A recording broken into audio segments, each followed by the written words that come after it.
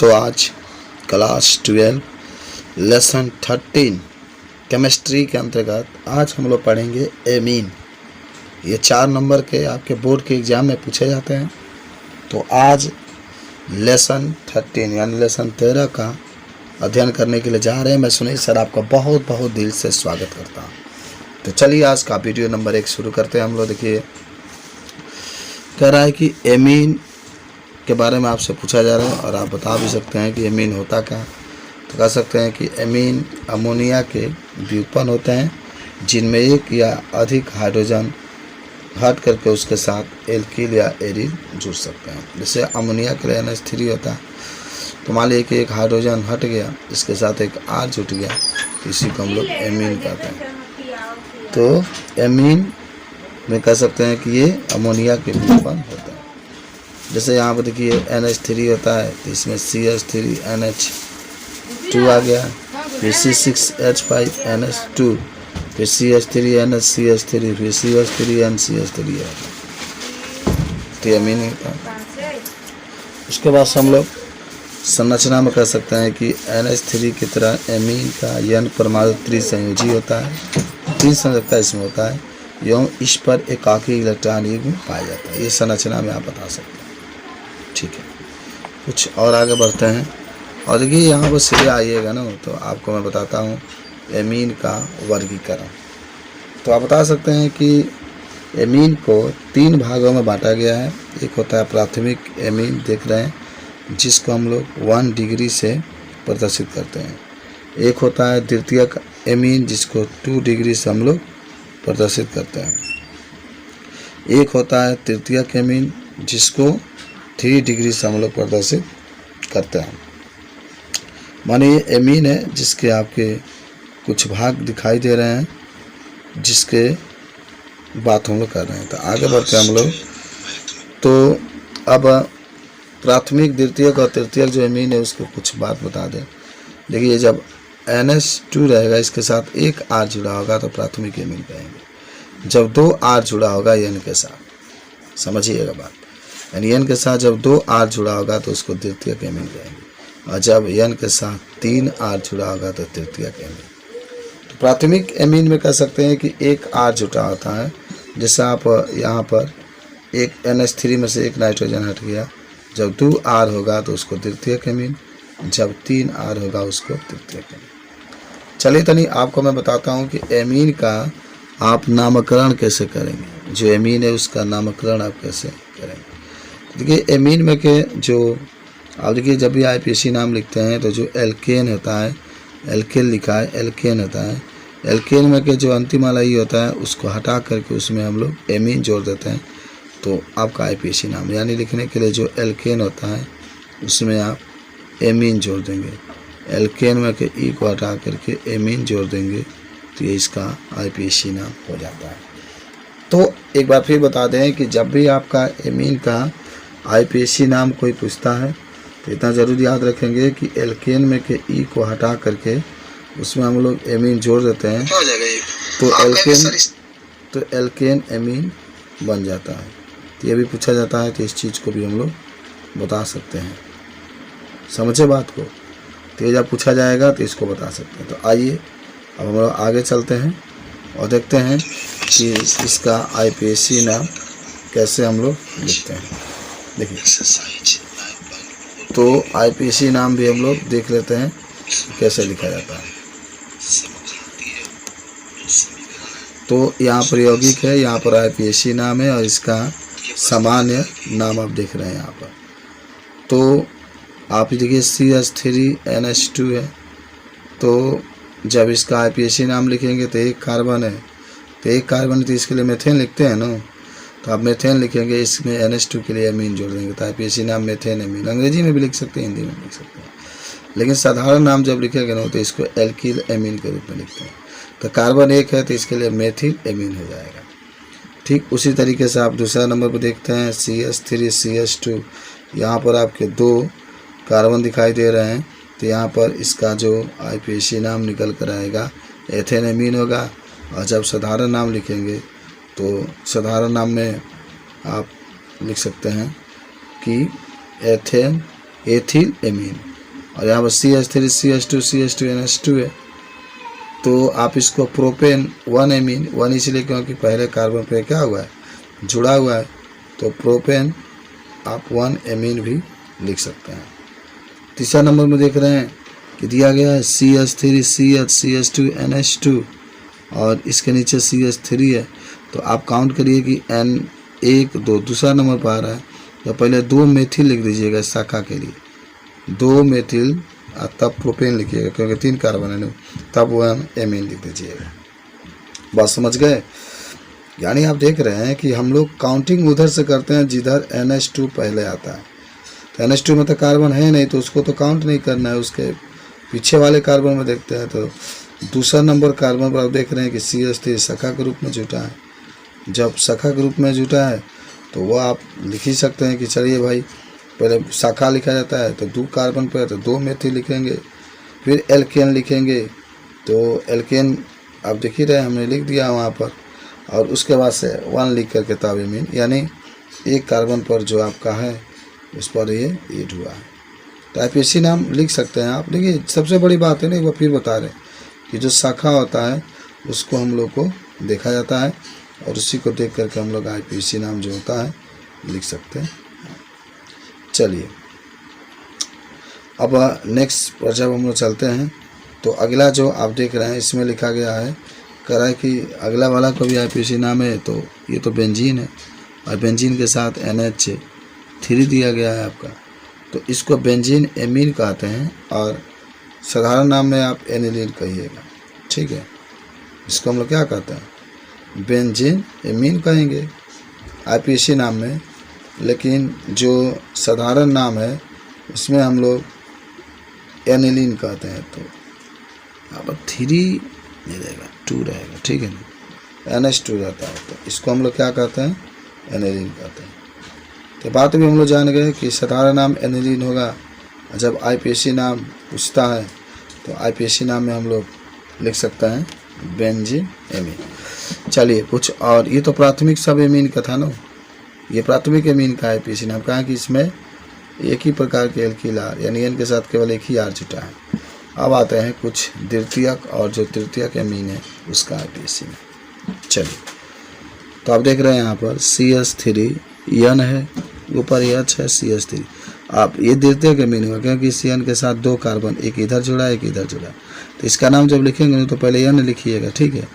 आइयो कौन खातिर मेथिल लिख दीजिएगा, N मेथिल, और तब आप मेथेन एमीन लिखिएगा। ध्यान रखिएगा N के एक तरफ वाले कार्बन को एल्किल मान लेते हैं, दूसरे वाला को एल्केन, तो N मेथिल एमीन हो जाएगा, ठीक है। और साधारण नाम जब लिखेंगे ना तो डाई मेथिल एमीन लिखिएगा, ठीक है, इधर भी मेथिल इधर भी मेथिल, N का आगे पीछे होगा तो उसको 2 मेथिल है तो डाई मेथिल एमीन हो जाएगा। अच्छा इसमें जो N है ना इसको भी तो द्वितीयक है, देख रहे हैं यहाँ भी एक R है, यहाँ भी एक R है, तो द्वितीयक है। तो पहले जो होगा शाखा वाला छोटका को लेते हैं और जो मेन चैन होगा जो बड़ा होगा उसको लेते हैं। तो N मेथिल, पहले N है तो N CH3 के लिए methyl, N methyl ethane amine, N methyl और 2 आपका है तो एथेन एमीन हो जाएगा। इसका IPSC नाम लिखेंगे तो एथिल मेथिल एमीन, इसके लिए एथिल, अरे ई पहले आता है इसीलिए एथिल लिखा गया है, तो एथिल मेथिल एमीन हो जाएगा। अच्छा यहाँ पर आप देख सकते हैं CH3 CH2 N, CH3 CH2 CH2 CH3, अब इसके साथ 3 कार्बन जुटा है, यानी ये तृतीयक एमीन होगा। तो देखो कैसे लिखोगे, ये 2 है ना और ये 3 है, तो ये 3 वाला लंबा श्रृंखला होगा, इसको एल्केन वाला लिखेंगे, है शाखा के रूप में मानेंगे। तो पहले N एथिल लिखिए, ये N है ना इसके 2 कार्बन है तो एथिल लिखिए, फिर N इसके लिए मेथिल लिखिए, हेकड़ा खातिर प्रोपेन लिख लीजिए और 1 एमीन लिख लीजिए। समझ गए बात को, ऐसे ही लिखा जाता है IPSC नाम। आगे बढ़ते हैं, आगे कह रहा है इसमें कि अन्य एरोमेटिक एमीन का IPSC नाम एनिलीन के व्युत्पन्न के रूप में लिखा जाता है। देख रहे हैं ये बेंजीन है, NH2Cl है, तो IPSC नाम में यहाँ पर 1 होगा, यहाँ पर 2 होगा, 2 क्लोरो एनिलीन हो जाएगा, ठीक है, 2 क्लोरो एनिलीन होगा। देखिए जब भी IPSC नाम लिखिएगा ना तो अंक जो होता है उसको गिन कर लिखिएगा। देखिए इसमें साधारण नाम में क्या दिखाता है, आर्थोक्लोरो एनिलीन, आर्थोक्लोरो एनिलीन। क्यों हम लोग आर्थोक्लोरो एनिलीन की बात कर रहे हैं, क्योंकि यहाँ पर देखिए ये एनिलीन को छोड़ के यहाँ O होता है ना, तो इसीलिए आर्थो क्लोरो एनिलीन की बात करते हैं। ठीक है, सेकेंड नंबर आप देख सकते हैं, तो यहाँ से काउंट करिए 1 2 3 4 नंबर आप आता है, तो 4 नाइट्रो एनिलीन की बात करते हैं। और ये तो OMP है, तो पैरा नाइट्रो एनिलीन आप लिख सकते हैं यहाँ पर। ये भी बात जो देख रहे हैं उसको भी बता सकते हैं आप। तब जैसे आता है वैसे हम लोग लिखते हैं। और उसके बाद से नेक्स्ट जब आप चलेंगे तो एक दिया गया NH2CH3, तो 1 2, तो ये मेथिल है ना, तो 2 मेथिल एनिलीन लिख सकते हैं, या आप इसको चाहें तो आर्थो टालुइन लिख सकते हैं, आर्थो टालुडीन लिख सकते हैं। तो ये भी आपका नाम होता है। आइए आगे हम लोग बढ़ते हैं। अब आगे जो बात होगी आपसे, कैसे एमीन का विरेचन करेंगे, एमीन को हम लोग कैसे बनाएंगे, उसकी बात आपकी हो रही है। आइए देखते हैं। तो पहले एनिलीन के विरेचन में हम लोग चलते हैं, एनिलीन को कैसे बनाना है। तो फर्स्ट इसमें दिखा रहा है कि नाइट्रो यौगिक का अपचयन, यानी रिडक्शन के द्वारा, जो नाइट्रो यौगिक है उसके अपचयन के द्वारा। अपचयन का मतलब क्या होता है, इसमें से ऑक्सीजन निकलेगा और हाइड्रोजन आपका जुटेगा। याद करो, यानी जो जब भी ऑक्सीकरण की अपचयन की बात करेगा तो ऑक्सीजन हटेगा, उसके साथ हाइड्रोजन जुटेगा। तो ये आपका बेंजीन है, इसके साथ NO2 है, जो नाइट्रो बेंजीन कहते हैं। क्रिया आप किससे करा रहे हैं, तो क्रिया H2 हाइड्रोजन की उपस्थिति में करा रहे हैं। तो ये बेंजीन आपका ऐसे ही रहेगा, NH2 वो हट गया, H2 इसके साथ जुट गया, तो एनिलीन बन गया। फिर आपका NO2 है, क्रिया किससे करा रहे हैं, तो HCl की उपस्थिति में करा रहे हैं। तो फिर आपका बेंजीन है, इसके साथ क्या जुट गया, NH2 जुट गया, तो किसका निर्माण हो गया, एनिलीन का निर्माण हो जा रहा है ना। उसके बाद से एल्किल हैलाइडों के अमोनी अपघटन से, एल्किल हैलाइड के अमोनी अपघटन से। चलिए, एल्किल हैलाइड क्या है, अमोनिया है। एल्किल हैलाइड का RH होता है, तो जब क्रिया कराएंगे तो R, और यहाँ पे NH3 के ऊपर प्लस, X के ऊपर माइनस। अब देखिए, तो इस तरीके से ये भी आपका, इस तरीके से इसको भी आप बना सकते हैं। ठीक है, नाइट्राइलो के अपचयन से, तो इसमें से भी हाइड्रोजन जुटेगा और ऑक्सीजन क्या होगा, बाहर निकलेगा। तो नाइट्राइल का क्या होता है, RCN होता है ना, तो RCN लिख दिए, और H2NI क्रिया कराते हैं तो RCH2NH2 का निर्माण हो गया। चलिए, अब एमाइड का अपचयन से फिर इसमें से O हटेगा, H आएगा। एमाइड का क्या होता है, RCONH2 है, तो इसमें से आपका क्या होगा, RCH2NH2 वो हट गया, H जो जुट गया। अब उसके बाद से एक होता है ग्रेबिल थैलेमाइड अभिक्रिया, तो तनी देखिएगा, इसको भी आपको याद रखना पड़ेगा। तो थोड़ा सा मैं आपको बताता हूँ कि देखिए, यह है बेंजीन और इसके साथ COOH डबल जुटा रहेगा, यानी डबल जब COOH जुटा होता है तो उसी को हम लोग थैलेमाइड कहते हैं। याद करो, जब ये थैलेमाइड की बात करेगा तो ये तो थैलिक अम्ल है, तो यानी बेंजीन के साथ इसमें डबल जो होगा COOH जुटा होगा, थैलिक अम्ल होता है, इसमें से जल बाहर निकलेगा, तो ये बेंजीन है। और देखिए C है ना, ये जल बाहर निकल गया, C है, डबल बॉन्ड O होगा, एक नीचे भी होगा क्योंकि डबल O है, फिर C है और एक O से जाके ऐड हो जाएगा, एक डबल बॉन्ड O हो जाएगा। फिर आप -H2O निकाल देंगे और NH3 की उपस्थिति में क्रिया करेंगे, तो एक बेंजीन है, C डबल बॉन्ड O, और यहाँ पर NH C double bond O हट जाएगा। फिर KOH की उपस्थिति में तो बेंजीन आपका वैसे ही C डबल बॉन्ड O, यहाँ पर यानी कि डबल बॉन्ड O, फिर आपकी I निकलेगा RI की उपस्थिति में, तो benzene C double bond O, NR C double bond O, फिर KOH की उपस्थिति में तो RNH2 प्लस ये आपका benzene C double bond O NH C double bond O NH, तो यहाँ से भी एल्किल एमीन का निर्माण हो गया। नीचे देखिए आपका, ठीक है। अब नेक्स्ट जो बनाने की विधि आता है उसका नाम होता है हाफमान ब्रोमाइड अभिक्रिया द्वारा, जिसको भी देखते हैं हाफमान ब्रोमाइड अभिक्रिया द्वारा। तो ये क्या होता है, तो ध्यान देने है।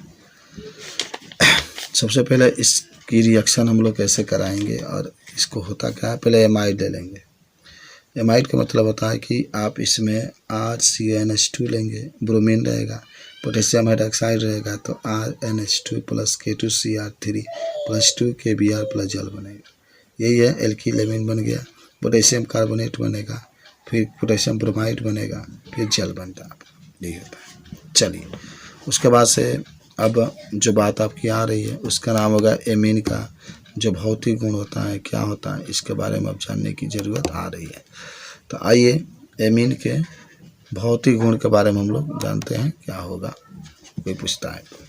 देखिए, तो कुछ बातें एमीन के भौतिक गुण के भी कर लेते हैं। कह सकते हैं कि 3 कार्बन परमाणुओं तक वाली एलिफेटिक एमीन गैसीय होती है, यानी माने ऐसे एमीन जिसमें 3 आपके कार्बन परमाणु होते हैं वो गैसीय अवस्था में होते हैं, जबकि उच्चतर जो एमीन होता है जिसकी माने कार्बन संख्या अधिक होती है द्रव अवस्था में, कुछ उच्चतर एरोमेटिक एमीन ठोस में भी होता है। एरोमेटिक एमीन जो होता है, एरोमेटिक मतलब बंद श्रृंखला में, मेथिल और एथिल एमीन को अमोनिया जैसी गंध आती है। अगर मेथिल लेते हैं चाहे एथिल लेते हैं तो उसकी अमोनिया जैसी गंध आती है। और अमोनिया के संगत हाइड्रोकार्बनों की तुलना में उच्चतर क्वथनांक होता है क्योंकि उनके अणु आपस में हाइड्रोजन बंध बनाते हैं। कम कार्बन परमाणु वाले एमीन जल में विलय होते हैं और जैसे जैसे एल्कीन समूह का आकार बढ़ता जाता है विलयता कम होती जाती है। यह विलयता अमीनो समूह और जल के अणुओं के बीच उपस्थित हाइड्रोजन आबंध के कारण होता है। सभी एमीन बेंजीन, एल्कोहल और ईथर आदि कार्बन विलायकों में घुलनशील होता है। तो एमीन के बारे में हम लोगों ने देखा। अब जो नेक्स्ट वीडियो होगा उसमें एमीन के हम लोग रासायनिक अभिक्रिया के बारे में पढ़ेंगे। धन्यवाद।